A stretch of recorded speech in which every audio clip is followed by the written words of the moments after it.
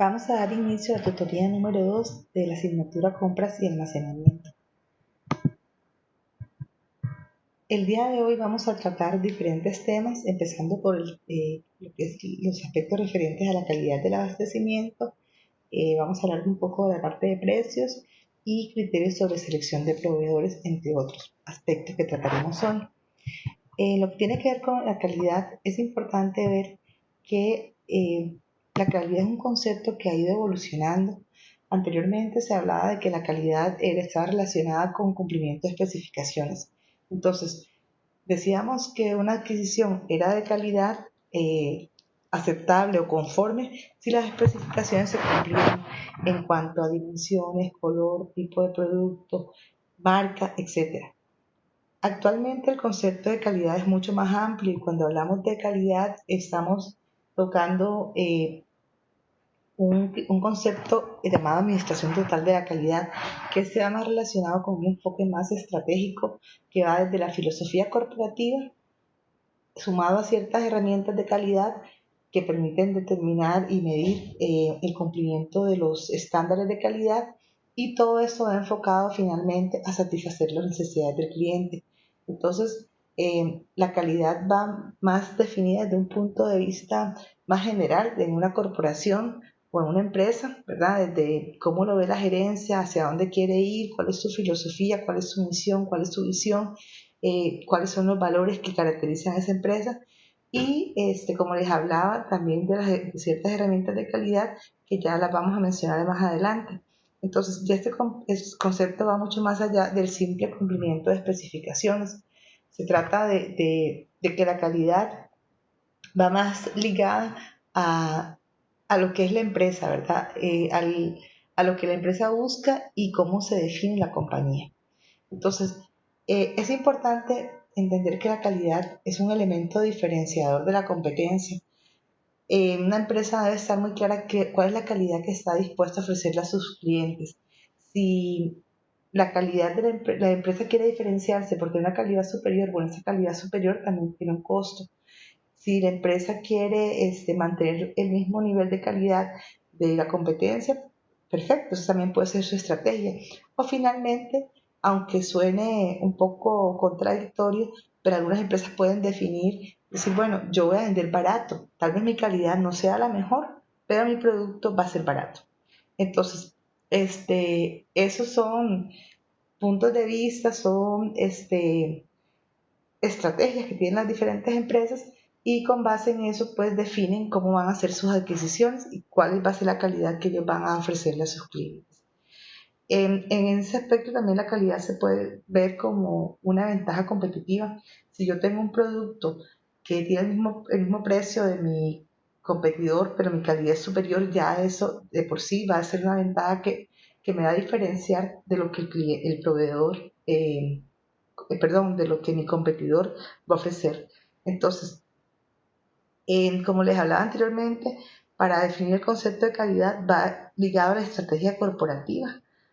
¿Cuál es el enfoque? ¿Cuáles son los aspectos que son importantes para la empresa poder resaltar en su producto final? O, por ejemplo, si por ejemplo la empresa tiene una estrategia de tomar nuevos mercados, por ejemplo, entonces, bueno, dice, bueno, voy a ofrecer un producto de una calidad superior para ciertos mercados, una intermedia para un mercado tal vez con un valor adquisitivo menor. Entonces, dependiendo de lo que la empresa quiere, de su estrategia, pues así mismo van a hacer sus adquisiciones. Y también otro punto que influye mucho es la red de suministros, la cantidad de opciones que yo tenga para poder abastecerme y los diferentes fuentes de suministro que yo pueda tener. Si yo tengo, por ejemplo, proveedores a nivel global, si yo tengo proveedores solo a nivel local, pues también eso va a impactar la calidad que yo puedo ofrecer. Muchas veces la calidad es un aspecto que determina la capacidad de una organización para poder sobrevivir y prosperar en adelante, ¿verdad? Otro concepto importante relacionado con la calidad es el concepto de transformación y de valor añadido. Cuando hablamos de transformación nos referimos al cambio, un cambio que va a tener una materia prima para convertirse en un producto final. ¿verdad? Aquí hablamos de que hay una materia prima que ingresa, que se adquiere a un proveedor determinado, se convierte, ya sea por medio de un proceso de transformación, un proceso productivo o un servicio, y finalmente sale un producto terminado que va hacia un cliente. Este producto terminado puede ser un servicio, puede ser un bien.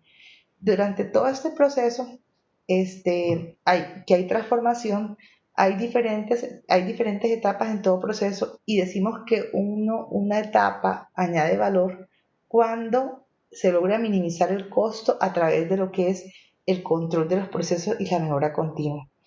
Entonces, si yo realizo una actividad que logra mejorar, que logra ir enfocada en las mejoras y las estrategias de la empresa, son actividades que añaden valor. Si por el contrario yo realizo actividades que me consumen recursos y finalmente lo que yo obtenga no va a ser un producto o un servicio acorde con lo que la empresa requiere, entonces eso es un desperdicio.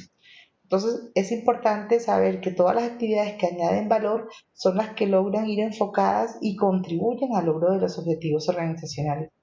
¿Qué tiene que ver este concepto de añadir valor con la parte de suministro? Bueno, que a medida que yo realizo una adquisición, debo realizar actividades que vayan precisamente enfocadas a lograr esas estrategias organizacionales. Entonces, si por ejemplo, durante mi proceso de abastecimiento realizo un montón de cotizaciones, un montón de esfuerzos para al final comprar un producto que lo consigo, que no tiene un impacto y el precio es similar, tal vez estoy más bien desperdiciando muchos recursos en algo que puede manejarse de una forma más fácil a través de una negociación a largo plazo, por ejemplo. Entonces, añadir valor es realizar actividades que finalmente van a contribuir al logro de los objetivos. Volviendo de nuevo al concepto de calidad, cuando hablamos de la calidad en las adquisiciones, se refiere también a la capacidad que va a tener un proveedor para poder proporcionar los bienes y servicios de acuerdo con las especificaciones, como decíamos anteriormente, este es el concepto tradicional, pero también va ligado al desempeño real que va a tener el material o el artículo obtenido ya en el uso, de acuerdo con las expectativas de la persona que lo pidió. Entonces, es decir, si yo adquiero un bien y al final me costó carísimo, me fue difícil conseguirlo y aparentemente cumple las especificaciones, pero cuando lo voy a utilizar no funcionó o tuvo una vida útil muy corta, entonces finalmente ese producto o ese servicio no está cumpliendo con el desempeño esperado por la persona que hizo la solicitud. Entonces, obviamente, no va a ser la calidad esperada, no va a ser algo que dé satisfacción al usuario final. Entonces, esta es una calidad más enfocada en la parte de desempeño, de uso del producto adquirido, ¿verdad? Entonces, no solamente es en el momento de adquirirlo que comprobemos especificaciones, sino que va más allá, es una vez yo utilice ese bien, es cómo se desempeña ya propiamente en el uso. Entonces, en cuanto a calidad, hay 8 dimensiones que son importantes tener en cuenta al momento de evaluar la calidad de una compra. Una es, como les hablaba antes, del desempeño, es decir, qué espero yo de ese producto, qué espero yo de ese bien y cómo realmente en la vida real se comporta, cómo realmente ese producto al momento de estar ya en funcionamiento está dándome el resultado esperado. Además de esto, se evalúan también características y funciones adicionales. Por ejemplo, si yo adquiero una materia prima y además de lo normal que se supone que debe esperar, tiene algún tipo de facilidad en el proceso productivo o me genera menos desperdicio, entonces son características que pueden ser un diferenciador. La confiabilidad, que esto va relacionado a qué tan probable es que yo vaya a tener una falla cuando ya he utilizado ese bien durante un cierto periodo de tiempo. Entonces, la confiabilidad es qué qué tanta probabilidad voy a tener de que ese producto me vaya a impactar en mi proceso productivo, por ejemplo, al tener una falla. Este punto es importante porque si, por ejemplo, se adquiere un repuesto, por ejemplo, un motor y tiene una probabilidad alta de falla y eso me puede repercutir en un amparo de línea, por ejemplo. Esos son impactos muy fuertes y si se hace una compra incorrecta, puede significar también pérdidas importantes para la empresa, no solamente por un paro de producción, sino de ventas, de materias primas, costos de mantenimiento, etcétera. Entonces, es muy importante esa parte, la confiabilidad. ¿Qué tan, qué tanto voy a minimizar yo la probabilidad de fallas de adquiriendo de un proveedor confiable, de una marca confiable, etcétera? Durabilidad va referida a la expectativa de vida. ¿Qué tanto tiempo me va a durar? ¿Cuánto va a ser la vida útil de un bien o servicio adquirido? La conformidad, ese es el concepto tal vez más básico de calidad y es la parte de cumplimiento de las especificaciones. Es básicamente que todo lo que las especificaciones requeridas se cumplen con el producto adquirido. Facilidad de servicio, esto tiene que ver con la facilidad que hay de mantenimiento y reparaciones. Esto es un punto muy importante, sobre todo cuando hay procesos productivos que requieren un equipo o una maquinaria que tal vez es muy especializada y tal vez puede producirse una falla y no tengo con quién realizar un mantenimiento. Eso me puede, de igual forma como el ejemplo anterior, repercutir en pérdidas. Entonces, es importante que si yo estoy adquiriendo un bien que tiene ciertos temas técnicos, es importante tener esa seguridad o esa facilidad de que voy a lograr poder resolver alguna situación imprevista que se me pueda presentar. La estética, esta parte es bastante importante, sobre todo cuando son partes que pueden impactar la imagen de la compañía, por ejemplo, el material de empaque, las etiquetas, todo ese tipo de materiales impactan en una imagen positiva o negativa de la empresa. Entonces, es importante esa parte de la estética no dejarla pasar por alto. Eh, Sobre todo cuando tiene un impacto en la imagen del producto que estoy vendiendo. Y la calidad percibida es cómo el cliente me va a visualizar ante los ojos del cliente cómo es mi calidad. A veces, por ejemplo, puede haber un bien que tenga una calidad muy buena, pero no es lograda, no se muestra de tal forma que el cliente final la pueda percibir. En este cuadro es el comparativo entre la perspectiva de calidad y costo. Entonces, a medida que el porcentaje de defectos incrementa, asimismo incrementa el costo, ¿verdad? Entonces, ¿por qué? Porque a medida que yo tenga problemas de calidad en los bienes adquiridos, voy a tener mayores costos de corrección. Entonces, aquí esta línea que hemos punteado son los costos básicos de prevención e identificación, es decir, los costos mínimos que yo voy a incurrir para verificar que lo que yo estoy adquiriendo corresponde a lo que estoy solicitando. Entonces, si esa calidad adquirida no es la apropiada y el porcentaje de defectos es importante, probablemente voy a tener que corregir la situación ya por medio de reprocesos. Entonces, finalmente, el punto es hacer las cosas bien desde la primera vez, como decía Edward Deming. Realmente, la inspección al final del proceso no añade valor, es una de las frases que decía Deming también y va relacionado con esto. La adquisición tiene que ser de tal manera que me garantice que yo voy a poder cumplir con las expectativas del bien que estoy adquiriendo. El cliente final no debería tener ningún inconveniente en lo adquirido si se hace con base en los requisitos y las expectativas que él tiene. En cuanto a calidad, se incurre en una serie de costos que van desde la prevención. Este costo de prevención va relacionado con qué características, con dar las características, definir los estándares que se necesitan para evitar precisamente incurrir en costos relacionados con la calidad. Hay unos costos de evaluación que tienen que ver con las inspecciones, con los muestreos, con todo lo que significa verificar que realmente esta calidad es la apropiada. En esta parte de los costos de evaluación, en algunos casos se presentan pruebas que son destructivas. Entonces, estas pruebas implican que probablemente yo adquiero un bien y tenga que estar haciendo pruebas para determinar si, si cumple realmente cumple realmente con los objetivos. Estas pruebas destructivas muchas veces son necesarias y pues implican muchos costos. Costos de fallas internas, como les hablaba, lo que tiene que ver con paros de línea, paros de producción debido a problemas de calidad.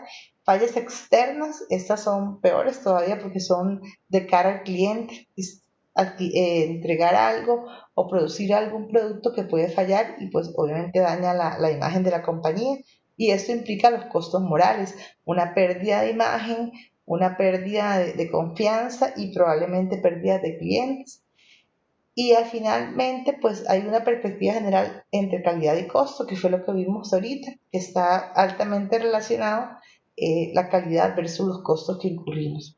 Entonces, eh, hay un porcentaje aproximadamente del 30 al 40% del costo final del producto va relacionado con la calidad. Vamos a tratar ahora un poco sobre las herramientas y técnicas de administración de la calidad. Como les mencioné al inicio, ya no es la calidad como un concepto aislado con brillantes especificaciones, sino que hay una visión más estratégica de lo que es la calidad. Entonces, dentro de estas herramientas está la administración total de la calidad, o TQM. Esta es una filosofía que lo que hace es buscar el éxito a largo plazo a través de la satisfacción al cliente. Entonces, lo que se busca es un enfoque de miras a lo que el cliente va a valorar, de lo que es importante para el cliente.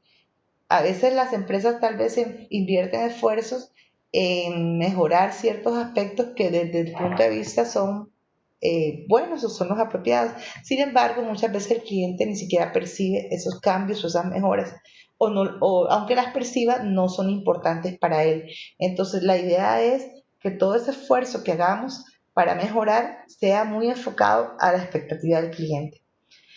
Entonces, esa parte, en este concepto de administración total de la calidad, intervienen todos los miembros de la organización a diferentes niveles. Esto permite que haya una mejora que sea participativa, y que además de eso, el hecho de que participen personas de diferentes áreas de la compañía, diferentes niveles dentro del organigrama, permite también que sea más fácil que las personas acepten los cambios porque hicieron parte de él. Entonces, eh, permite que personas que tal vez están en la planta vean detalles que tal vez una jefatura no ha detectado, pero ellos que están en el día a día pueden darse cuenta, pueden aportar y pueden proponer mejoras. Entonces, es un enfoque muy participativo donde todas las personas de las diferentes áreas pueden aportar su granito de arena para que haya una mejora. Entonces, eso permite también un mayor involucramiento de la gente, un mejor sentido de pertenencia, y finalmente todo eso se va a ver reflejado también en un compromiso mayor. Entonces, esta parte de esta herramienta va relacionada con todas las actividades de la organización. No es departamental, sino que, por ejemplo, se busca la mejora de un proceso determinado, y en ese proceso de mejora o en esas reuniones que se hagan puede participar gente de ventas, gente de producción, gente de logística, de calidad, etcétera. Entonces, finalmente se vuelve muy interactivo, ¿verdad? Y sobre todo que al contribuir diferentes personas desde diferentes puntos de vista, pues se logran unas mejoras más significativas. Como les decía antes, el compromiso de los empleados en la mejora continua, al saber que ellos hicieron parte de esa mejora, que ellos contribuyeron y que lo que ellos dijeron, sus ideas, sus propuestas fueron tomadas en cuenta. Anteriormente les mencionaba que todo eso va enfocado a lo que es la satisfacción de los clientes, y para lograr esa satisfacción de los clientes es importante también estar continuamente viendo qué es lo que el cliente quiere, qué es lo que el cliente valora, para qué estamos haciendo este cambio si tal vez el cliente no lo va a ver. Entonces, es importante no perder de vista la perspectiva del cliente. Muchas empresas lo que hacen para lograr esta comunicación, además del contacto continuo entre la parte comercial y el cliente, está también lo que es la parte de encuestas de satisfacción en las cuales se puede ir viendo qué puntos de mejora se pueden implementar. En este proceso o en esta herramienta, la visión que se tiene del proveedor es mucho más amplia. Se visualiza el proveedor como un socio en el proceso. ¿Por qué un socio? Porque es alguien que va a aportar con su, con su experiencia, con su conocimiento, va a darnos aportes que nos van a permitir mejorar o hacer más fáciles los procesos. Entonces, en este tipo de relación, el proveedor se convierte en uno más dentro del proceso, el que tal vez va a decir, bueno, ese proceso que ustedes tienen lo pueden mejorar con un insumo nuevo que salió, o salió un sellante que permite que da un secado mucho más rápido, entonces ustedes van a ahorrar tantas horas de producción. Entonces, es un proveedor que empieza a ser parte y aporta dentro de la organización. Dentro de las herramientas también está Kaizen, que es una palabra japonesa que traduce precisamente como mejora continua. Esto lo que busca es crear una dinámica de mejoras continuas en todo el proceso y son tal vez pasos pequeños y progresivos que se van dando, pero al final van sumando y van contribuyendo a un proceso y una dinámica continua de mejora. Entonces, lo que hace el Kaizen es que crea una dinámica de mejora constante. Entonces se crea una dinámica de estar siempre viendo qué puedo mejorar, qué puedo hacer diferente.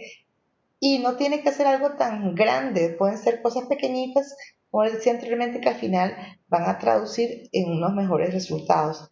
Cuando trabajamos con Kaizen, se utilizan herramientas como Pareto, histogramas, diagramas de dispersión, hojas de verificación, diagramas de espina de pescado o Ishikawa, gráficas de control, gráficas de corrida y diagramas de flujo. Todas estas herramientas, que lo que permiten es poder nosotros hacer un buen análisis de las causas de los resultados no deseados. Entonces, si yo tengo un proceso que me está dando problemas, continuamente yo debo hacer un análisis y yo, bueno, ¿cuáles son las causas que están afectando? Entonces, determino cuáles son las causas, hago un análisis, les doy este, cierto peso, a ver cuáles son las más relevantes, que eso lo hago a través del diagrama de Pareto, y finalmente determino cuál va a ser mi plan de acción para ir mejorando. Entonces, todas estas herramientas de gráficas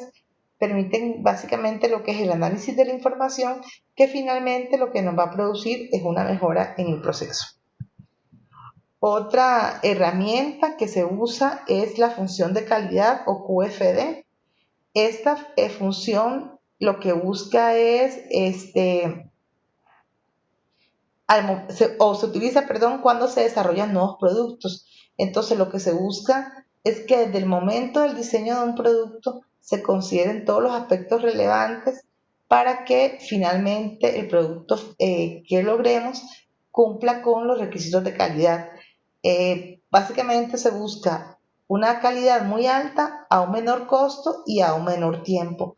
Entonces, esta parte o esta herramienta va desde la planificación del producto. Entonces, al momento de yo definir mi producto, defino de una vez cuáles son los requisitos de diseño, cuáles son las características, cómo voy a hacer ya realmente la producción. Entonces, ahí defino cuál es la planeación del proceso, cuáles son mis necesidades de manufactura y finalmente hago con base en esto la planeación de la producción. Para hacer esa planificación, pues se determinan todas las necesidades que tengo de producción. Entonces, básicamente son las diferentes etapas desde que yo detecto cómo voy a hacer mi producto, cuáles son mis requisitos y finalmente cómo voy a producir el producto final. Entonces, eso es lo que se hace a través de este proceso. De igual forma, es un proceso en el cual intervienen personas de diferentes departamentos, aportando diferentes ideas, diferentes puntos de vista que finalmente van a facilitar que se logre el resultado. Otra herramienta que se utiliza mucho en este momento es el Six Sigma.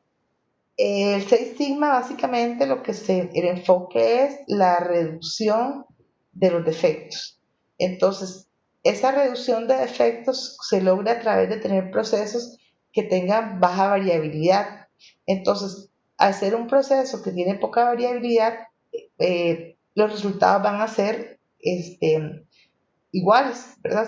Van a tener entre un producto y otro las diferencias van a ser mínimas, casi cero. Entonces, lo que se busca es precisamente que haya poca variabilidad en los procesos y finalmente esto me permita reducir los desperdicios. En la parte de Six Sigma es importante tomar en cuenta o recordar un poco que lo que se busca cuando un proceso es Six Sigma quiere decir que hay menos de 3.4 defectos por cada millón de revisiones. O sea, es un estándar de calidad bastante alto y para poder implementarlo se utilizan 5 pasos. El primero es definir qué es lo que lo que voy a lograr, cómo lo voy a medir. A partir de esa medición, ver cuáles son mis resultados, analizar, tomar acciones tendientes a mejorar esos resultados y a partir de esas acciones pues mejorar y continuamente estar controlando y este ciclo se repite incesantemente porque la mejora nunca termina, siempre todo proceso puede ser mejorado.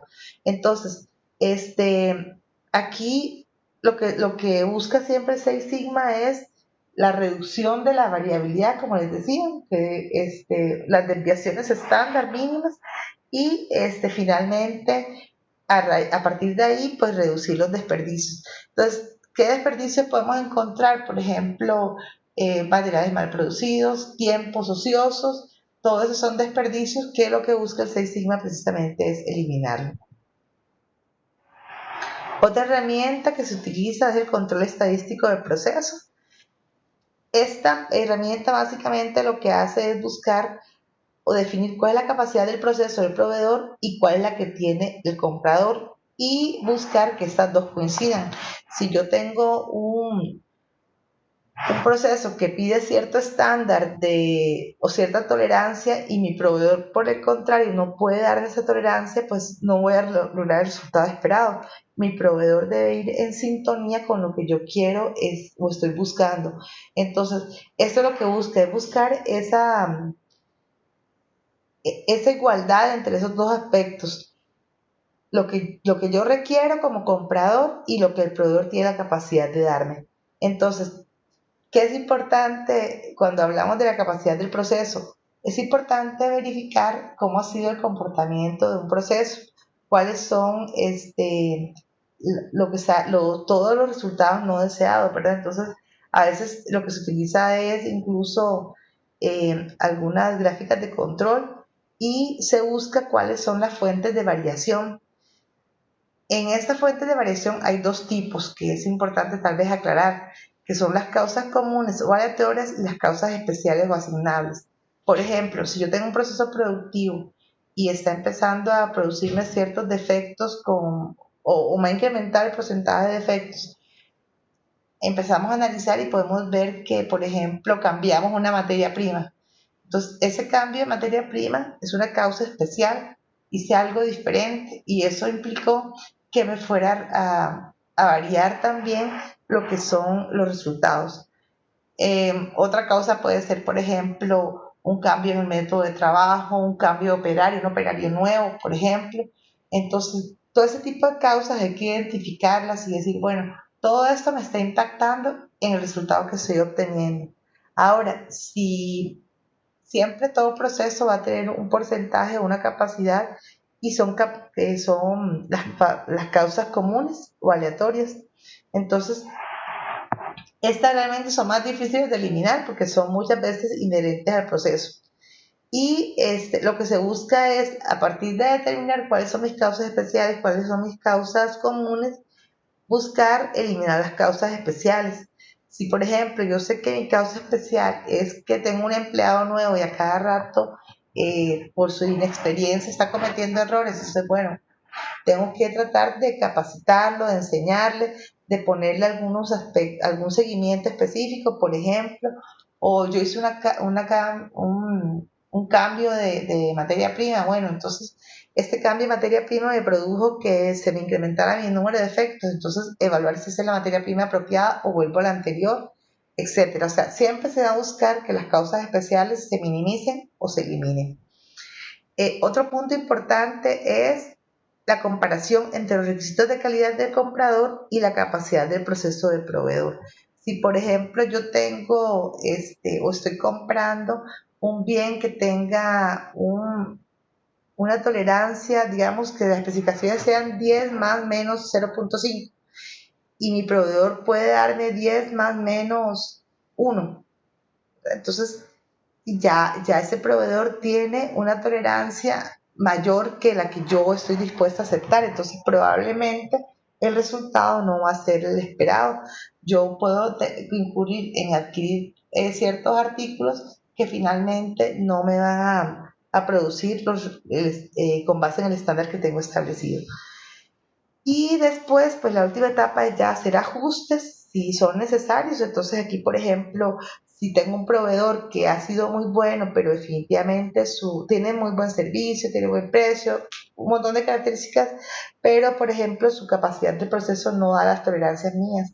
Entonces, ok, negociar con ese proveedor y decirle, vea, ¿qué podemos hacer para que qué ajustes tiene que hacer para que usted pues, logre los resultados que yo necesito? Otro punto importante es que siempre es bueno tener una fuente alternativa de suministros, no tener un solo proveedor, porque en caso de falla, pues eso me puede impactar muy negativamente en mi operación.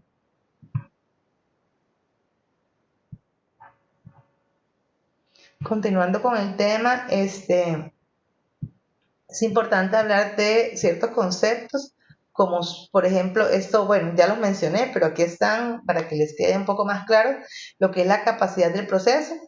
Como les decía, es cuando no existen causas de variación especiales, es decir, es lo que el proceso puede dar normalmente. Entonces, es la calidad que el proceso puede darme de una forma consistente, es decir, normalmente este va a ser mi estándar. Y las causas comunes o aleatorias, como les decía anteriormente, son las que son parte del proceso y siempre van a estar ahí. En cambio, las causas especiales son debido a algo especial que ha pasado y esto no es aleatorio. Aquí está lo que les mencionaba antes, las gráficas de control, ¿verdad? Estas gráficas básicamente lo que miden es si yo tengo un producto, ver qué tanto están dentro de los límites de especificación, el límite superior es y este el límite inferior. Entonces ver si todo los resultados están dentro de esos límites, es decir, son aceptables. Ok, otro punto importante es cuando hablamos del aseguramiento de la calidad de los servicios y de los servicios adquiridos, hay varios aspectos que se deben evaluar. Primero se puede hacer una evaluación informal o una evaluación formal. La formal lo que busca es la confiabilidad, medir la confiabilidad, que es la capacidad de ofrecer un servicio de manera confiable y exacta, la receptividad, que es básicamente cómo puedo yo ayudar al cliente a dar un servicio más rápido, seguridad, amabilidad, y aquí hay algunos aspectos tangibles como lo que es la apariencia del personal, las instalaciones físicas, equipos, etc. Entonces, todo eso son parte de los objetivos que se miden en los servicios que adquirimos. Cuando hablamos de servicio, es importante tener muy claro cuáles son los aspectos que se van a evaluar, qué tan repetitivos son los servicios que estamos recibiendo, o si cada vez que nos ofrecen el servicio yo no sé qué resultados me van a salir porque hay mucha variabilidad. Entonces, eso es importante.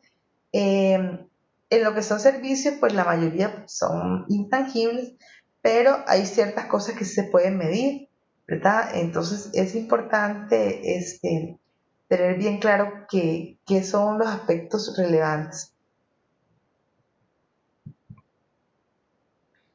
En cuanto a estándares de calidad, hay algunos programas y algunos reconocimientos que permiten pues también darle cierta seguridad al cliente final o cierta imagen de lo que es capaz la empresa de hacer. Entonces, uno de ellos es la ISO 9000, que básicamente está enfocado en lo que tiene que ver con una buena calidad. Entonces, son todo lo que son estándares y lineamientos relacionados con la administración de la calidad. Entonces, la ISO 9001 es lo que hace es definir una serie de requisitos estandarizados para un sistema de administración de la calidad. Este tipo de estándar aplica para muchos tipos de compañías. De hecho, es independiente del tipo de organización y del tamaño. Igual sirve para el sector público, sector privado. Son estándares que lo que buscan es precisamente la repetitividad de los procesos, ¿verdad? Y que sean procesos que estén controlados de tal forma que se busque siempre la mejora continua. Entonces, si por ejemplo yo tengo un proceso y los resultados no están de acuerdo con los requisitos, de una vez poder identificar esto y tomar las acciones para lograr cumplir los requisitos del sistema. Otro estándar que es muy importante es el estándar que tiene que ver con la parte ambiental. Aquí está, en este caso, la norma ISO 14000, que busca todo lo que es un sistema efectivo de administración ambiental. Este sistema de ISO 14000 lo que busca es precisamente que las empresas minimicen lo que es el impacto ambiental a través de acciones concretas. Importante, aunque una empresa esté certificada en ISO 14000, hay estándares y hay ciertos requisitos que son locales, ¿verdad? De ciertos países o comunidades y siempre tienen que respetarse, independiente del cumplimiento de la norma ISO 14000. Yo no puedo decir, ay, es que yo no voy a hacerle caso a esto porque yo soy ISO 14000, no. ISO 14000 es un tema, pero el cumplimiento de las leyes es obligatorio. Hay otros programas como el Malcolm Bridge y el premio Deming. Este premio Deming va en honor a Edward Deming y lo que busca precisamente es promover el desarrollo continuo del control de calidad y se hace precisamente en honor a Edward Deming porque él estuvo siempre muy enfocado en todo lo que tuvo que ver con la mejora continua. Bueno, aquí terminaríamos la parte relacionada con la calidad. Básicamente aquí en esta parte, como les decía anteriormente, lo que se busca es tener cierta estandarización y sobre todo los aspectos que tienen que ver con la calidad esperada por el cliente, ya sea interno o externo, y que la adquisición vaya en línea con esto. Entonces, es tener claro qué es lo que yo necesito o qué estándar estoy solicitando y que mis proveedores pues puedan tener claros esos estándares y puedan cumplir sobre todo con esto. Ya con esta parte daríamos fin a la parte relacionada con lo que es los requisitos de calidad y pasaríamos a lo que tiene que ver con el capítulo del precio. Bueno, aquí es muy importante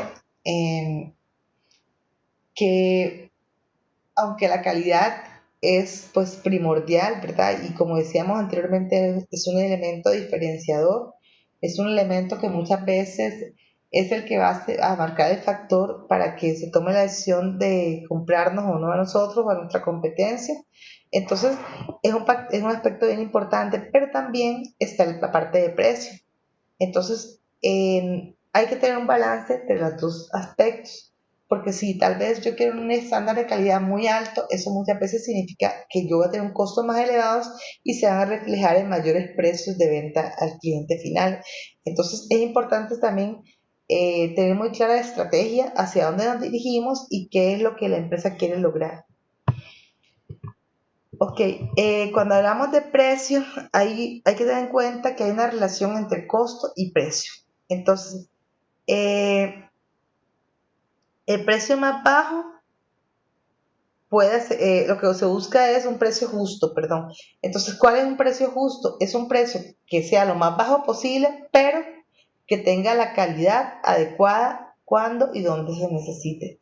Es decir, no es que yo diga, mira, este precio es buenísimo, pero ahí ese proveedor no me cumple o salen productos defectuosos, me entrega tarde, entonces finalmente no hay una buena relación entre precio y costo, no es un precio justo, porque si yo, por ejemplo, tengo un proveedor que me da un excelente precio, pero finalmente me incumple las entregas o me dice que me va a entregar y finalmente tengo que ir a retirar el material, realmente al final el precio no es justo, porque me tengo que incurrir en una serie de gastos que no tenía planeado. Es importante tener en cuenta que dentro de las industrias la parte de costos se maneja diferente dependiendo del tipo de industria. En lo que es la industria manufacturera se manejan los costos directos y los costos indirectos. Los costos directos se pueden asignar en forma específica a una unidad de producción, por ejemplo, los materiales directos. Y los costos indirectos, estos incurren en la operación de la planta o proceso, pueden relacionarse en una forma directa de producción, no pueden relacionarse, perdón, directamente en una unidad de producción determinada. También están los costos fijos, los costos variables y los semivariables.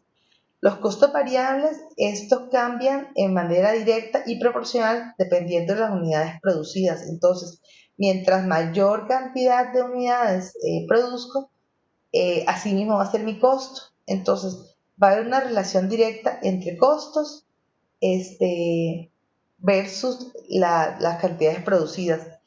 Los costos fijos son siempre independientes de las unidades. Son costos, por ejemplo, el alquiler del edificio es uno que independiente de lo que yo produzca, ese costo va a ser fijo.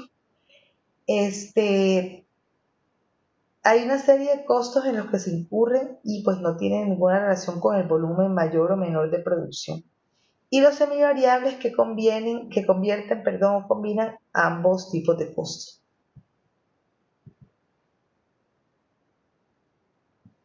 Normalmente de esta forma están distribuidos los costos de manufactura, están los materiales directos, que es la mano de obra directa, los gastos indirectos, que nos da finalmente los costos de manufactura. A esto le agregamos los gastos de administración y ventas y nos da el costo total. Esto lo comparamos contra la utilidad, ¿verdad? Y esto nos permite obtener al final el precio de venta. Entonces, cuando se habla de establecer el precio, este enfoque va relacionado primero con el enfoque del costo, es decir, dependiendo de los costos directos, asimismo va a ser el precio que yo voy a establecer, pero también muchas veces el precio en realidad lo dicta el mercado. Entonces, si el competidor, por ejemplo, tiene un precio X y yo tengo un precio muy superior, probablemente obviamente le va a comprar al competidor. Entonces es importante definir cuál es el enfoque que vamos a tener con respecto al precio. Otro aspecto importante cuando se hacen compras y abastecimiento es tener claro que cada tipo de compra se maneja diferente. Por ejemplo, si yo compro materias primas, ese es un insumo súper importante porque de ahí va a depender la calidad de mi producto final. Entonces, al ser mercaderías tan sensibles, es mucho mayor el control que tener sobre este tipo de compras y sobre todo el seguimiento. Aquí, por ejemplo, está las compras de cobre, acero, etc.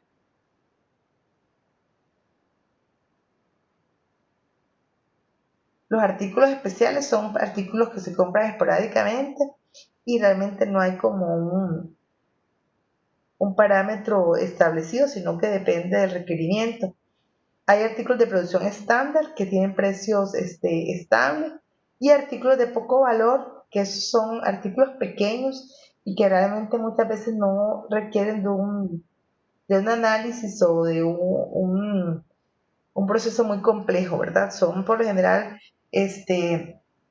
artículos que se adquieren en pocas fuentes de abastecimiento y al tener poco valor, pues también el control no tiene que ser tan riguroso.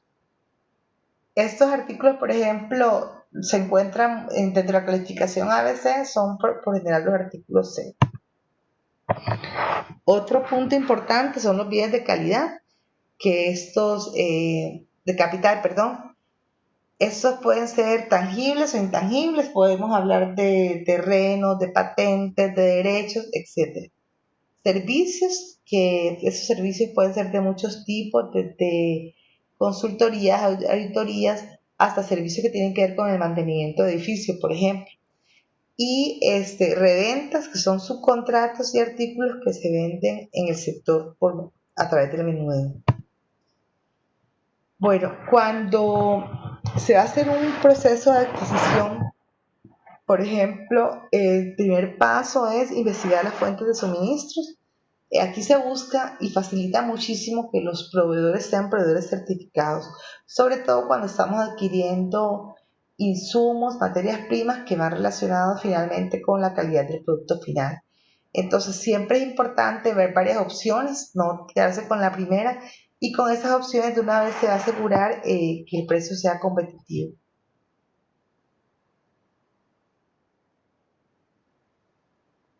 En esta parte es importante tener en cuenta que más proveedores no necesariamente quiere decir mejores resultados. Aquí es importante tener proveedores de diferentes opciones de proveedores, pero tampoco es necesario llenarnos de un sinnúmero muy alto de proveedores que finalmente tampoco va a ser necesario. También hay procesos con fuera de línea, hay ofertas en firme y la oferta más ventajosa, que esto es el dato final que yo puedo determinar una vez ya tenga definido lo que quiero adquirir, ¿verdad? Y ya haya hecho el comparativo. Es muy importante esta parte del comparativo. Cuando se están buscando fuentes de suministros, no basta con comparar un solo aspecto, es importante tener en cuenta varios aspectos para tomar la decisión de cuál es la mejor opción. Por ejemplo, no solo el precio, sino que también está el servicio por ventas, el servicio técnico, si hay entregas parciales, entonces todo ese tipo de puntos son importantes evaluar cuando estamos analizando la cotización para poder escoger la oferta más ventajosa. Hay un aspecto que se menciona aquí que son las ofertas coludidas, ¿verdad? Hay que tener cuidado con esto. Este es cuando se ponen de acuerdo dos personas, ya sea de la organización o uno interno y otro externo, para sacar beneficios y perjudicar a un tercero. En lo que es las ofertas también es importante tomar en cuenta que las ofertas del sector público se manejan muy diferentes. Muchas veces esas ofertas van por medio de un cartel de licitación, entonces es muy importante que, que se cumplan ciertos requisitos para poder siquiera ser tenido en cuenta.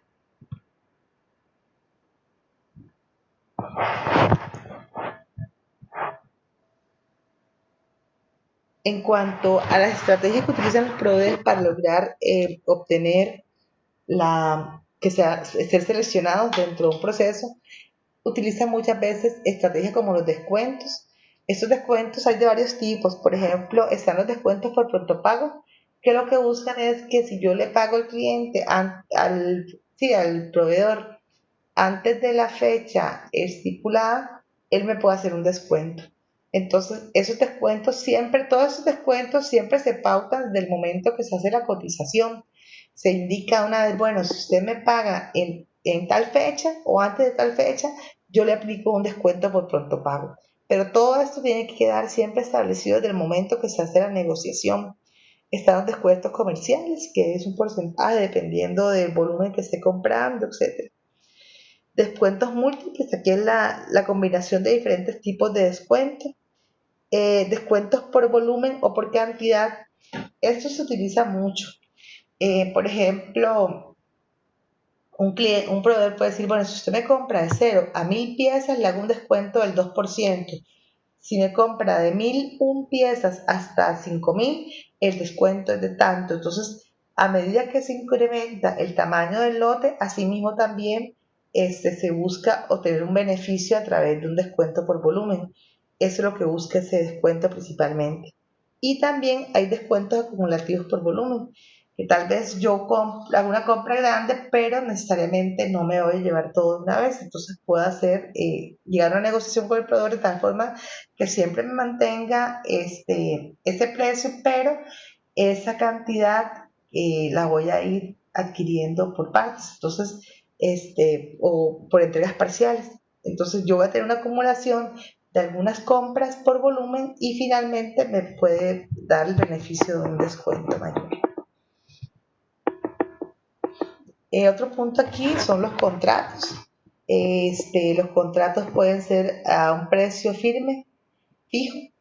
Esto básicamente está escrito en piedra prácticamente, este es el precio y ese no se va a mover, ¿verdad? Esa es una opción.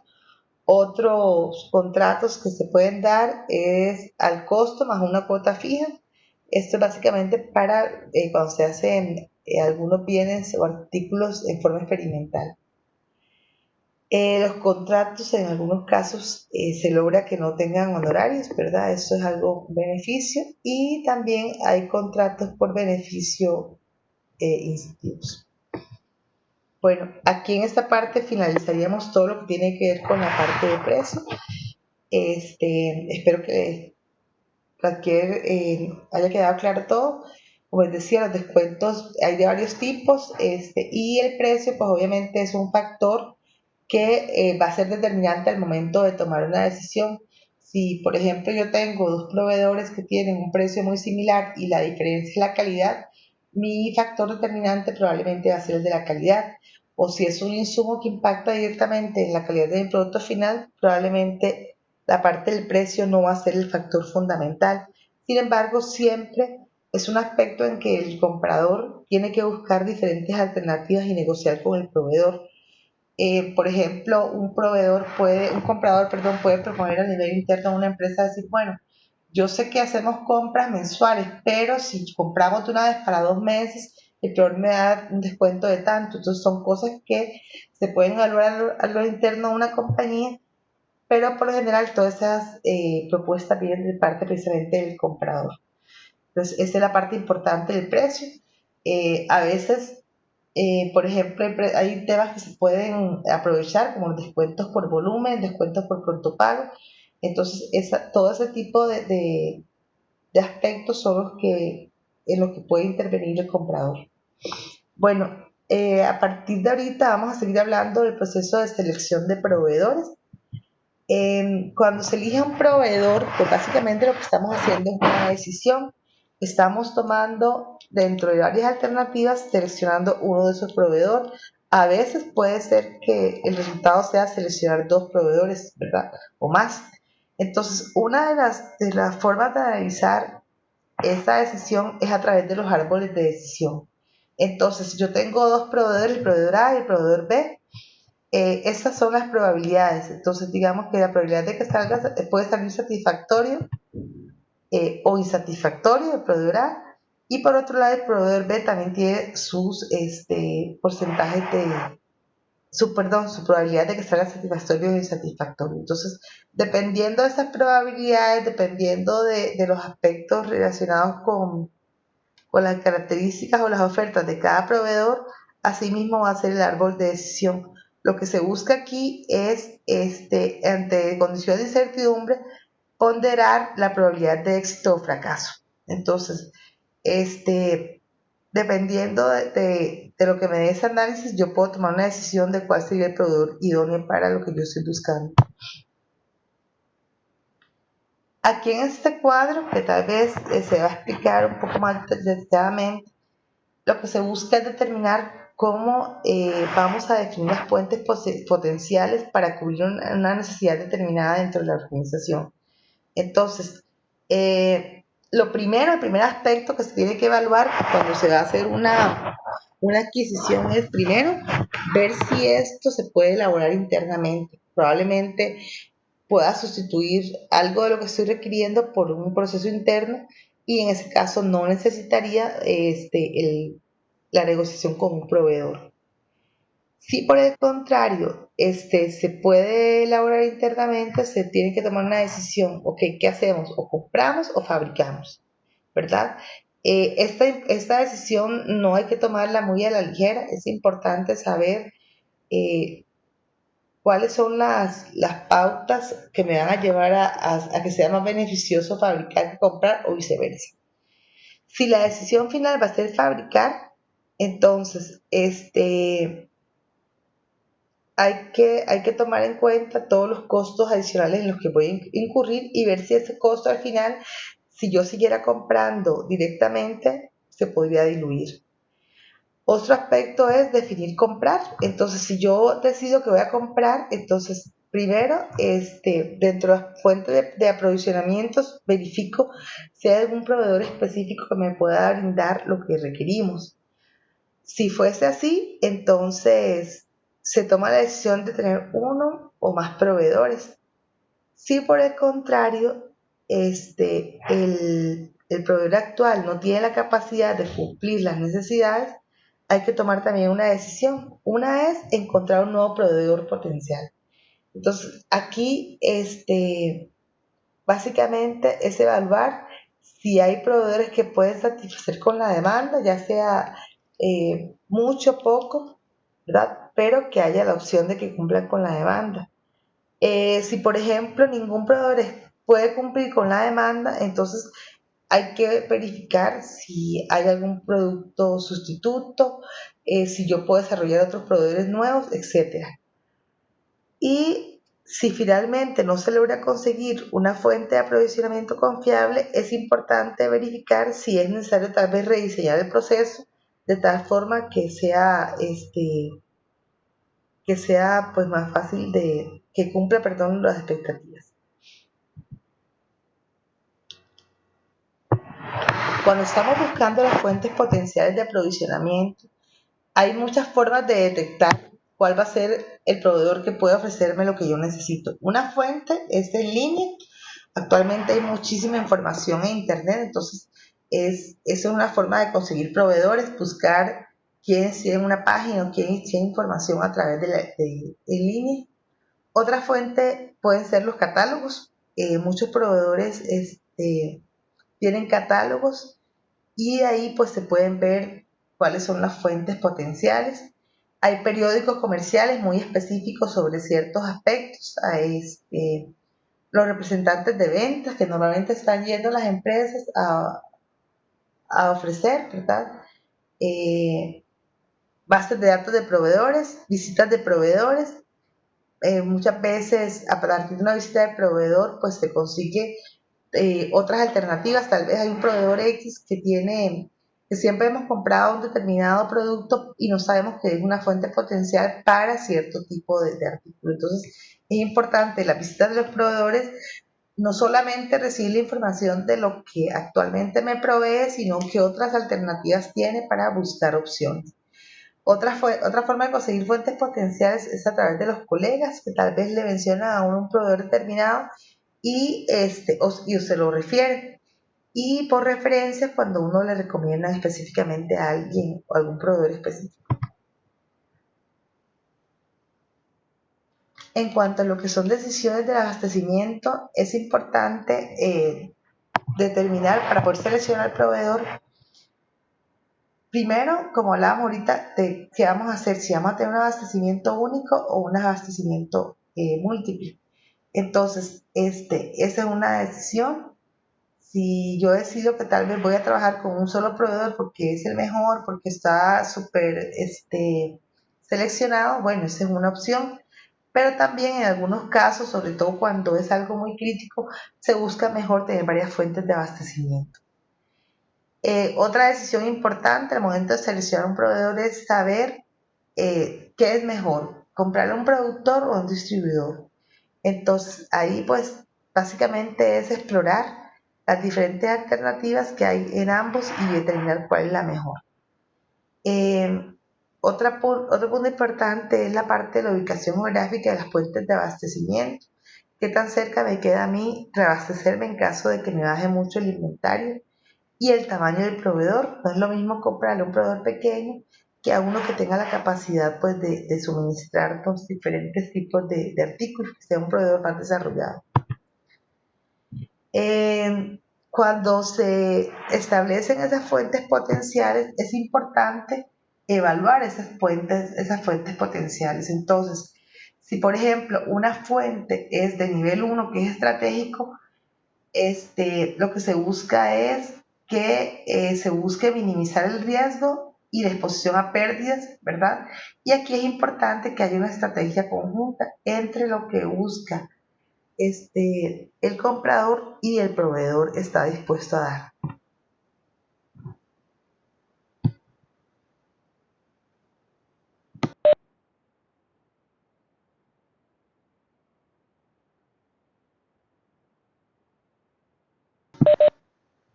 Aquí en esta parte, en esta matriz, se ven un poco los riesgos de suministro y el aprovechamiento de efectivo.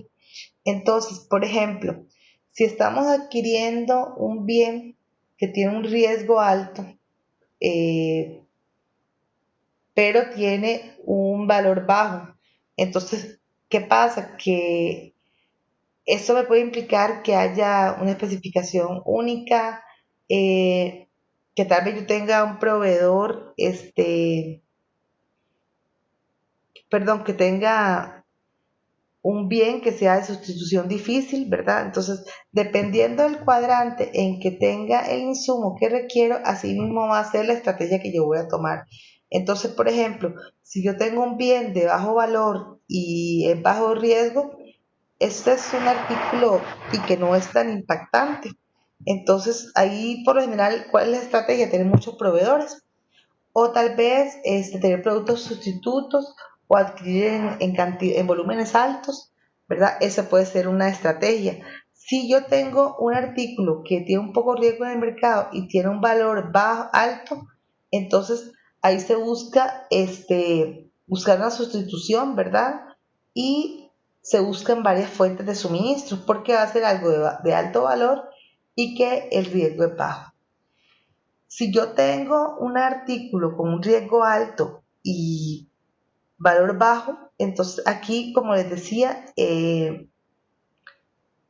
se busca tener una fuente de abastecimiento que nos permita una sustitución en caso de que no logremos el resultado. Y por el contrario, cuando se trata de un artículo de alto valor y un riesgo alto en el mercado, aquí esto es más estratégico. Aquí se busca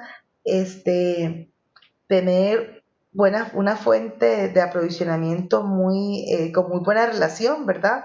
Porque no va a ser fácil hacer un cambio. Entonces, al haber una dificultad o ser más estricto la selección, asimismo, pues debo buscar un proveedor que me dé cierta seguridad, que yo pueda medirlo, que sea un proveedor confiable, porque el impacto que va a tener va a ser mayor. Entonces, aquí es importante esa parte, ¿verdad? Dependiendo del tipo de riesgo, así va a ser, y del aprovechamiento del efectivo, así mismo va a ser la estrategia que yo voy a tomar. No todo se maneja igual, no es lo mismo comprar una materia prima que impacta mi producto final, no es lo mismo comprar un repuesto vital que me pueda hacer un paro de producción que comprar tornillos. Entonces, dependiendo del tipo, del valor y del riesgo del artículo, así mismo va a ser la estrategia que yo voy a seguir.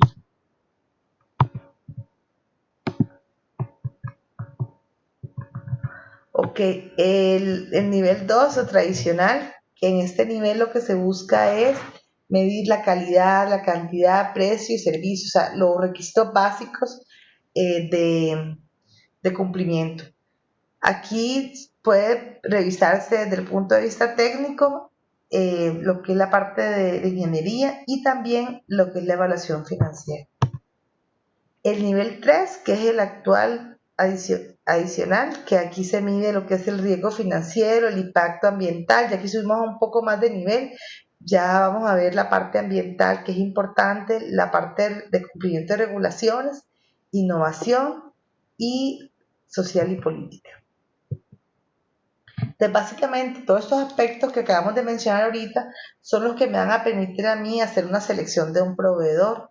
Entonces, yo tengo que saber cuáles son mis fuentes potenciales, dónde puedo yo abastecerme y dependiendo del riesgo, del impacto que pueda tener ese bien, así mismo tomo una estrategia para saber cuál es la forma en que yo debo comportarme. Si debo tener varias fuentes de aprovisionamiento, si debo desarrollar un proveedor único pero confiable.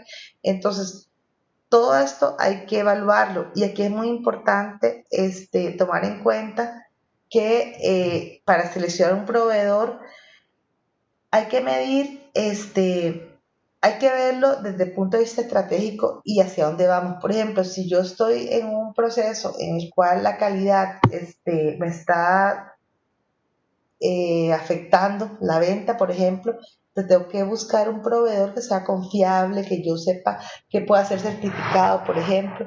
Entonces, dependiendo de lo que yo requiera, así mismo va a ser el peso que yo le voy a dar a la evaluación o al proceso de selección de un proveedor. Entonces, esto no es tan plano como decir, bueno, verifico precios y que cumpla las especificaciones y le compro al más barato. No, esto va a depender del impacto que ese producto va a tener dentro de mi proceso y asimismo las estrategias que tenga la compañía. Por ejemplo, si para una empresa es importante el aspecto como tiempo de entrega, yo necesito un proveedor que tenga un buen tiempo de entrega. O por ejemplo, yo hago entregas, trabajo justo a tiempo, entonces es importante tener un proveedor que maneje muy ordenado su proceso de producción, ¿verdad? Entonces, dependiendo de lo que yo busque para mi compañía, así mismo va a ser cómo voy a evaluar yo las diferentes fuentes de abastecimiento. En esta parte que vamos a pasar ahorita, se va a hablar un poco acerca de la evaluación de proveedores y la relación con ellos. Entonces, es importante, hay una frase que siempre dice que lo que no se mide no se controla y lo que no se controla no se mejora. De igual forma pasa con los proveedores. Si nosotros tenemos unos proveedores que nos dan un servicio y no hay un proceso de retroalimentación para que ellos mejoren y se adapten a cumplir mis expectativas, tampoco el proveedor va a saber que necesita mejorar. Entonces debe haber una comunicación y una evaluación que permita saber si el proveedor actual está mejorando, empeorando, si está cumpliendo con lo que yo requiero y por parte del proveedor también es importante saber él si está logrando cumplir las expectativas que tiene el cliente. Entonces, en ese sentido, es importante siempre estar midiendo continuamente el proveedor y buscando precisamente que él mejore. Ahora, no se trata solo de hacer una evaluación, se trata de que la evaluación sea también una forma de pedirle al proveedor que haga una mejora con los aspectos que no está logrando cumplir. Entonces, este proceso de evaluación de proveedores es un proceso continuo, dinámico y lo que busca siempre precisamente la mejora continua de el proceso de abastecimiento. Entonces, eso es lo que se busca y a través de esa evaluación, esa retroalimentación, se vayan fortaleciendo también lo que son las relaciones de proveedores, que el proveedor sepa exactamente qué expectativa tenemos, si está cumpliéndolas o no y qué debe mejorar. Entonces, eso va fortaleciendo la relación entre cliente y proveedor. Entonces, para nosotros poder hacer una medición del desempeño del proveedor, es importante primero recolectar los datos del desempeño y saber, por ejemplo, si el nivel del proveedor es el adecuado. Esto nos permite medir, por ejemplo, aspectos como, por decir algo, tiempo de entrega. Entonces, yo tomo los datos de cómo ha sido el cumplimiento de los tiempos de entrega del proveedor y puedo medir si está cumpliendo o no está cumpliendo con lo prometido. Si el proveedor dice que entrega a una semana y me está entregando siempre a 2 semanas, pues ese proveedor probablemente tiene que mejorar, o probablemente no, de fijo, tiene que mejorar la parte de tiempo de entrega. Entonces, la forma de poder nosotros medir es primero tener una metodología para poder recolectar los datos y poder analizarlos. Entonces, este ejemplo que les pongo, por ejemplo, los tiempos de entrega, bueno, ¿cómo voy a yo hacer ese comparativo? Voy a hacer una tabla, voy a hacer una aplicación donde yo coloco las fechas requeridas y lo voy a comparar con la fecha real, por ejemplo, esa es una. Otra parte, otro que se puede medir es la calidad, qué tantos rechazos tengo, qué tanta mejora he tenido entre lo recibido en buen estado y los productos defectuosos, qué tantos defectos me está generando el material recibido de ese proveedor. Entonces, todos esos aspectos me permiten medir el proveedor y me permiten pues mejorarlo. Esta parte de la medición del desempeño permite tomar decisiones inteligentes.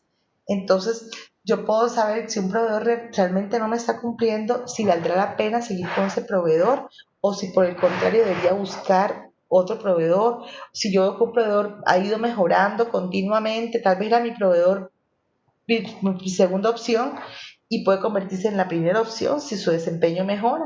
Entonces, todo este tipo de aspectos solamente se pueden ver a través de una evaluación y una retroalimentación a los proveedores. Esta retroalimentación, pues como les decía, lo que busca es precisamente oportunidades de mejora para ambas partes. Para poder hacer esa evaluación hay muchas formas de hacerlo. Hay evaluaciones que son informales, hay otras que son formales. Esta se hace a veces simplemente verificando una calificación por parte de los usuarios internos. Entonces, tal vez el encargado de compras hace una evaluación y dice, bueno, de lo que has recibido últimamente de tal proveedor, ¿cómo les ha ido cuando ya lo utilizan? ¿Les está yendo bien? ¿Les está yendo mal? ¿Ha mejorado? ¿Empeorado? Esa es una forma de una calificación muy básica.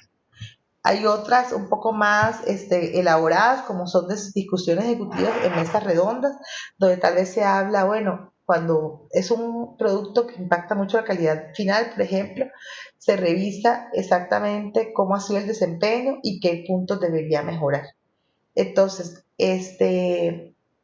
normalmente esto se hace con proveedores importantes que tienen un impacto dentro de la organización.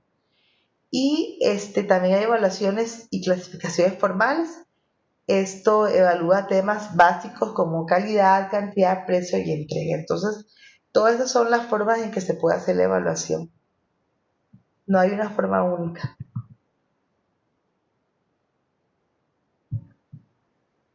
Una vez definido lo que se va a medir o lo que se va a evaluar, es importante tener la escala de calificación, para poder medir el nivel de desempeño. Entonces, por ejemplo, podemos tener una base de excelente, bueno, regular y deficiente.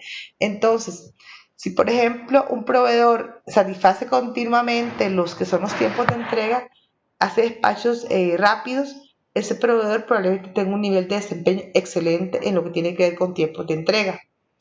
Y si por ejemplo un proveedor, si yo le cambio la fecha de entrega, qué tan rápido puede responder, entonces eso también se evalúa aquí.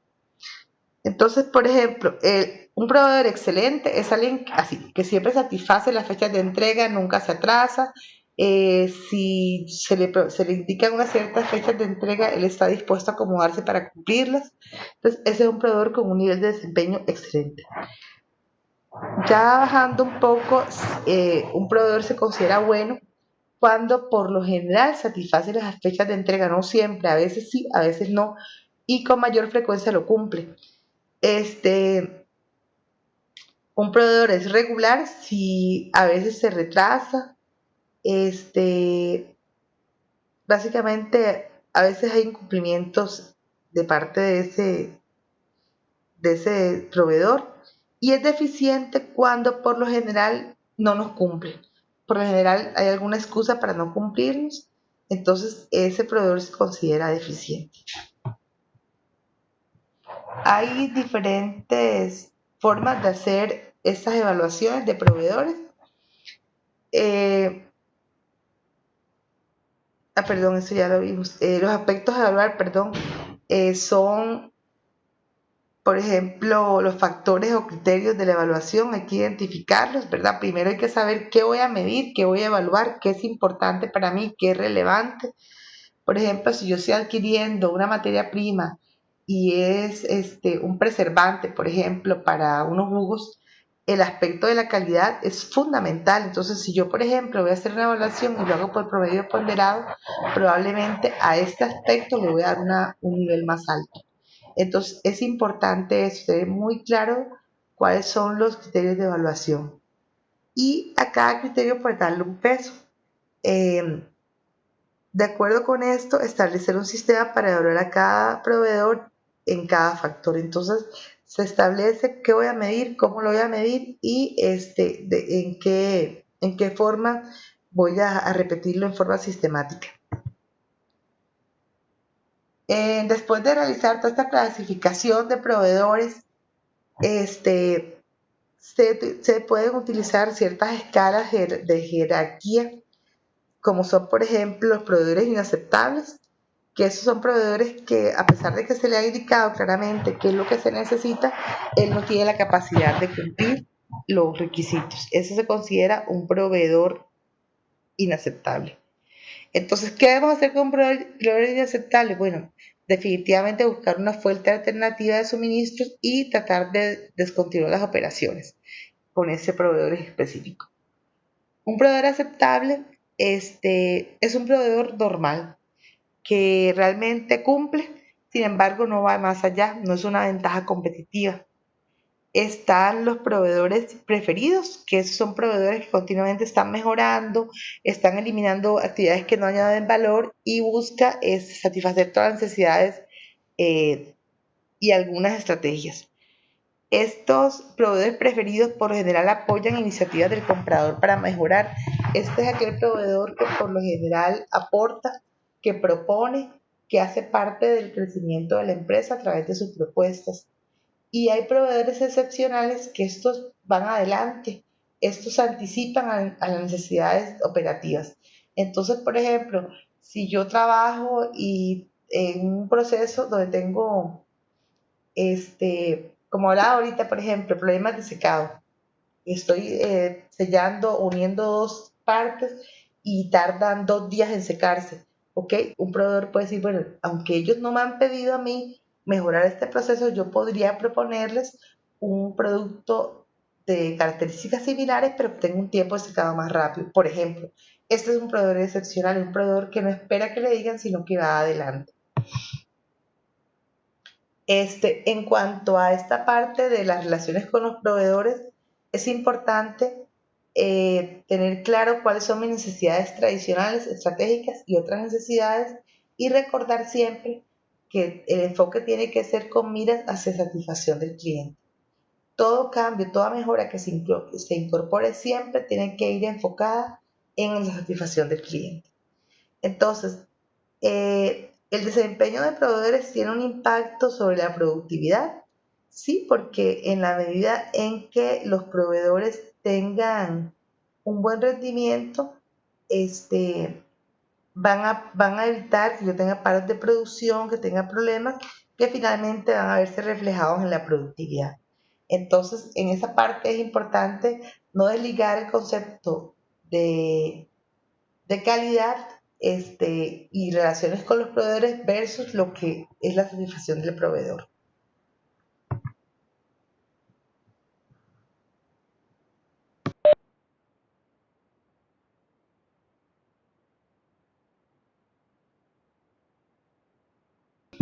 Aquí es importante esta matriz.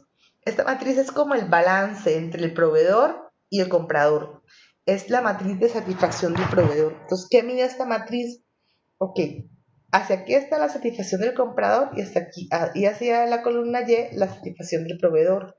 Entonces, si el comprador está satisfecho y el proveedor no lo está, suena un poco raro, pero sí puede pasar que el comprador esté recibiendo sus productos a tiempo, que el proveedor le entrega correctamente, se esmera por dar un buen servicio y el comprador se atrasa en los pagos, por ejemplo. Entonces, aquí esto afecta la relación en forma importante, porque voy a tener un proveedor que dice, bueno, yo me esforcé, le entregué a tiempo, le cumplí, y ellos no me cumplen los pagos. Entonces, estos son aspectos que empiezan a deteriorar la relación entre ambas partes. Otro aspecto es, por ejemplo, que el comprador se siente insatisfecho y también el, el proveedor se siente igual. Entonces, aquí en esta parte hay que trabajar bastante porque cuando se da esa relación quiere decir que no se está logrando el resultado para ninguna de las partes. Cuando el comprador se siente satisfecho y el proveedor también, pues esta es una de las regiones perdón, el comprador insatisfecho y el proveedor satisfecho. Aquí es que tal vez tenga un proveedor que él cree que está entregando bien, él de acuerdo con su expectativa o de acuerdo con su visión, lo que está entregando satisface. Sin embargo, el comprador no se siente satisfecho con el resultado. El proveedor dirá tal vez, mira, yo cumplí con las especificaciones, lo que yo les di fue lo que ustedes pidieron, pero probablemente ya al momento de utilizar el producto el desempeño no fue el mejor o tuvo una vida útil mucho menor de lo esperado. Entonces, el comprador va a sentir que no le cumplieron sus expectativas, que fue hasta cierto punto engañado entre lo que esperaba y lo que recibió. Y aquí es la zona ideal, que es donde ambas partes están satisfechas, donde el comprador logró obtener el bien por el que pagó con las características y los requisitos esperados, y por otra parte el proveedor está contento porque está recibiendo sus pagos a tiempo, ha recibido retroalimentación y tiene pues y hay una relación un poco más estable. Entonces, esta obviamente es la posición ideal, ¿verdad? Que ambas partes estén satisfechos. Recordemos que la relación con el proveedor es una relación ganar-ganar, donde lo que se busca es que ambas partes pues salgan beneficiados, el proveedor logre conseguir la venta del producto y por otro lado el comprador logre que lo adquirido cumpla los requisitos de calidad. Entonces lo que se busca es la equidad, la estabilidad entre ambos, y pues obviamente eso se ha reflejado en un mejor resultado.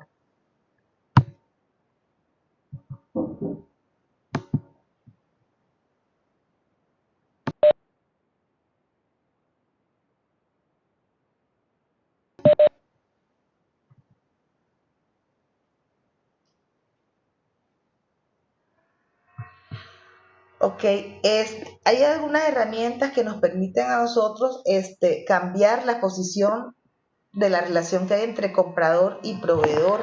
Si una relación de satisfacción no es la adecuada, digamos que esté insatisfecho el proveedor o el comprador, no quiere decir que tengan que mantenerse así, todo lo contrario, hay que tomar acciones precisamente para llevar el resultado a la parte de arriba de la matriz, donde ambos están satisfechos. Entonces, de parte del comprador, una forma de lograr mejorar la relación con el proveedor es que si yo tengo un proveedor que me da un buen servicio, me da un buen producto, yo puedo mejorar los que son los volúmenes de compra, entonces buscando contratos a largo plazo, entonces eso le da una tranquilidad al proveedor de que me van a seguir comprando, de que yo me esforcé en dar un servicio adecuado y voy a tener una relación a largo plazo.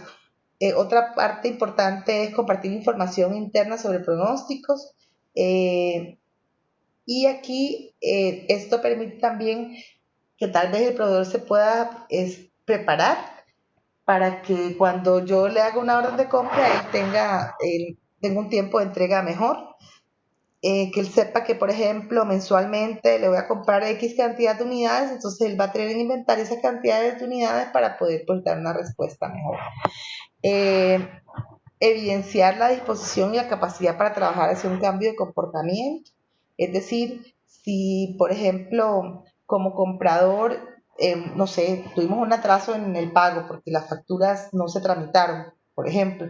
Entonces, ok, bueno, pasó esto, pasó en este mes, pero te garantizo que el próximo pago va a salir oportunamente y de verdad que el proveedor vea que sí hay una acción concreta. A veces hay aspectos como, por ejemplo, las entregas. Hay clientes, hay compradores que tal vez son exigentes en los tiempos de entrega, incluso ponen horarios, le recibo hasta el mediodía y tal vez el proveedor mandó el vehículo, el camión, desde las 6 de la mañana y son las 4 de la tarde y nunca se lo descargaron. Ese tipo de cosas van deteriorando las relaciones entre proveedor y comprador porque no hay una reciprocidad.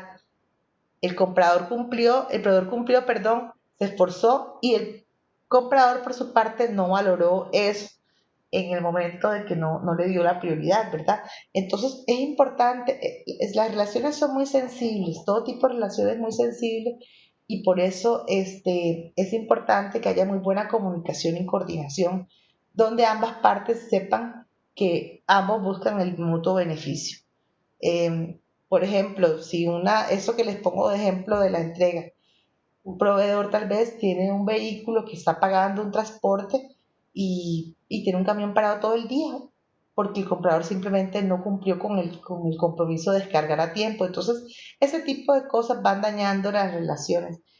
Y si pasó una vez, por ejemplo, bueno, está bien, pasó, pero entonces, ¿qué acciones vamos a tomar para que no vuelva a ocurrir y así pues no afectar en forma negativa al proveedor? Aquí también un punto importante es dar respuestas positivas y rápidas a las peticiones de los proveedores, por ejemplo, temas de precios, calidad, entrega, servicio, etc. Del otro lado, del lado del proveedor, igual buscar dar una respuesta rápida, ajustarse pronto a, a cumplir las expectativas del comprador. Si se le pide una mejora, pues que de verdad se vea la acción en tomar esas mejoras. Importante que también discutan, conversen acerca de los procesos de mejora continua que ambos tienen y también estar viendo con anticipación cualquier cambio que se vaya a hacer. Si un proveedor, por ejemplo, tiene un cambio en su proceso y tal vez dice, bueno, yo ya no voy a hacer entregas parciales. Si usted me compra una orden de compra, se lo entrego en la totalidad, pero no la avise al comprador. El comprador tal vez no tenga dónde almacenar el material, por ejemplo. Entonces, este tipo de cambios se comunican, se hablan, se negocian, ¿verdad? Pero no puede ser algo unilateral. Si, por ejemplo, yo tengo un aumento de precios fuerte y yo tengo una relación estable con un comprador y por lo general, mira, vamos a hacer un cambio de precio, negociemos, ese tipo de cosas se pueden dar y lo agradecería mucho el comprador y no llevarse la sorpresa que tal vez eh, pudo haber aprovechado un precio determinado y no lo hizo y finalmente se vio afectado. Entonces, es comunicación, ¿verdad? Es comunicación oportuna, sobre todo, ¿verdad? No sobre la marcha o en un momento en el que ya no hay una capacidad de reacción para tomar una decisión. Normalmente hay varias herramientas, como les decía, para mejorar estas posiciones y hay unas que son tradicionales, que por ejemplo el precio, lo que es las especificaciones, lo que es evitar problemas y hay poco intercambio de información. Eso es como la comunicación o la relación tradicional. Ahora mismo ya se ha ido evolucionando más la relación entre proveedor y comprador y se busca un enfoque diferente, más asociativo, un enfoque más orientado a relaciones a largo plazo, a relaciones enfocadas al cliente final, a mejorar la oportunidad y también es un enfoque mucho más estratégico, más orientado hacia las metas, a los objetivos organizacionales y ambos, tanto proveedor como comprador, comparten planes, ¿verdad? Eh, Se estandarizan, mejoran, hay una comunicación más fluida entre ambas partes y hay un compartir de datos, un intercambio de datos. Ese intercambio de datos permite para ambas partes pues, tener un panorama más completo y tomar decisiones con información más relevante.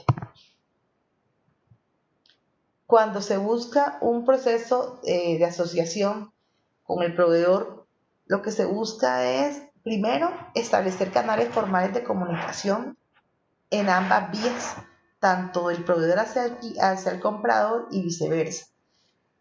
Aquí es importante un punto, la información no solo va del comprador que le dice necesito esto y el proveedor simplemente entrega, no. Esa comunicación tiene que ser de ambas vías. Vea, eso que me estás pidiendo, vieras que tengo un producto sustituto que salió, que es nuevo, que ofrece tales beneficios, al final te va a proporcionar un ahorro de tal cosa. Entonces, darle alternativas al comprador para que también saque beneficios de las cosas que hay. Estos canales de comunicación permiten la mejora en ambos sentidos, que hay un compromiso de éxito de ambos, que tanto el comprador como el proveedor tengan un enfoque a la mejora y al logro de los objetivos, que busquen una rentabilidad mutua. En la medida que crezca mi proveedor, mi proveedor crece conmigo, ¿verdad? Que sea una relación, como hablábamos antes, ganar-ganar. Aquí es importante tener relaciones estables, tener una relación que esté a largo plazo y que no esté basado en, en la personalidad del comprador o del proveedor, sino que sea algo más enfocado hacia el mutuo beneficio corporativo. ¿Qué es lo que le conviene a la empresa? No es que si me cayó bien, si me cayó mal, si me habló de tal forma, sino no, que para este proveedor es importante para la empresa. Cumple, aporta, me permite crecer, entonces yo voy a tener una relación con él de mutuo beneficio. Otro punto importante es la retroalimentación consistente y específica, es estarle diciendo qué puntos de mejora hay, qué aspectos hemos visto que deben cambiarse. Y otro punto importante son expectativas realistas. ¿Qué tanto puedo yo realmente cumplir? Si el comprador me está pidiendo algo que definitivamente mi producto no tiene la capacidad, es mejor decirle, vea, eso que me estás pidiendo no te lo puedo ofrecer, te ofrezco tal cosa y el comprador tomará la decisión, pero no crear una falsa expectativa porque al final, de una u otra forma, eso se va a ver reflejado en una disconformidad y probablemente en un rompimiento de relaciones eh, comerciales. La responsabilidad también es importante del empleado, de ambos, y tener un comportamiento ético. En esa parte de compras es muy importante la transparencia. Es importante que todas las comunicaciones sean formales, las ofertas sean por escrito, sean formales, que no quede nada que deje pensar que hay un tema de algún tipo de beneficio que tal vez el comprador está recibiendo por parte de un proveedor. Ese tipo de cosas es importante dejarlas muy claras. La parte del uso compartido de información, ya creo que lo hemos mencionado en varias ocasiones y es básicamente eso, que la información relevante esté disponible para ambos y de esa forma prepararse para poder cumplir con las expectativas. El proveedor tiene que ser un elemento que aporte, que realmente busque y apoye a hacer las mejoras. Y aquí es importante que las negociaciones que se den entre proveedor y comprador deben ser de forma objetivas, ¿verdad? Y deben estar libres de controversia. Entonces es importante que todos estos aspectos nos van a ayudar para que haya una asociación exitosa que beneficie finalmente tanto al comprador como al proveedor. Hay otro punto importante que son las alianzas estratégicas. Estas alianzas estratégicas son relaciones más fuertes, más a largo plazo, y aquí lo que se busca es que haya una alineación entre las filosofía que tiene el comprador versus la que tiene el proveedor y permita un acoplamiento de ambas partes. Esto debe buscar crear una fuerza entre ambos, que haya